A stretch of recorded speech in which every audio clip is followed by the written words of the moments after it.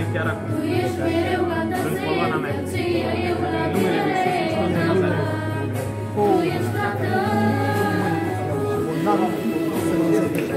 Așa ai spus că să face. Să mă numele Lui Iisus. Pleacă să te spun dacă te mai doare.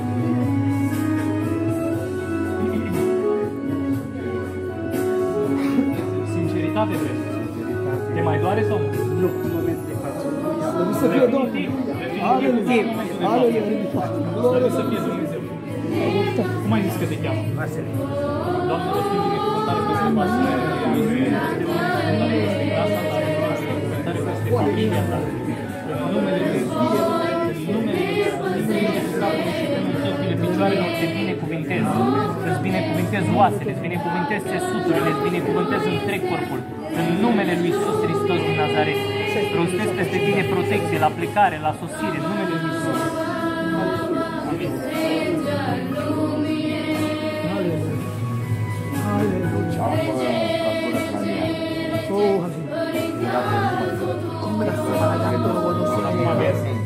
Acum aveți.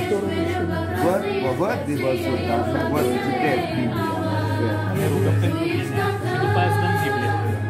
Și îmi spui, noi nu știm care e diferența, important e că tu știi, da? Și după ce ne rugăm? Pentru ce vrei să ne rugăm? Pentru vedere. Vedere și pentru hernie și cran. Mă doare mult, dar... Cum te cheamă? Costică. Costică. Spune cu numele.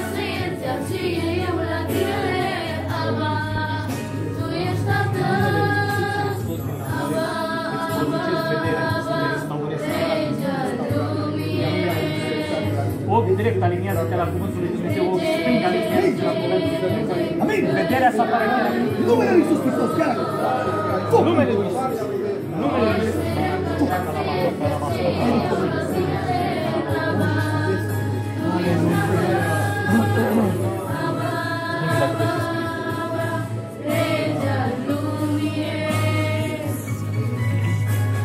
Eu am văzut cum se apropie de el. Aleluia! Aleluia! Vedeai așa înainte. Aleluia! Deci când a venit ne-am rugat pentru el, că nu vedea bine să citească în Biblie, după ce ne-am rugat pentru el, Mulțumitate! mai scădem. Costică. Glorie ție! Binecuvântare peste corpul lor.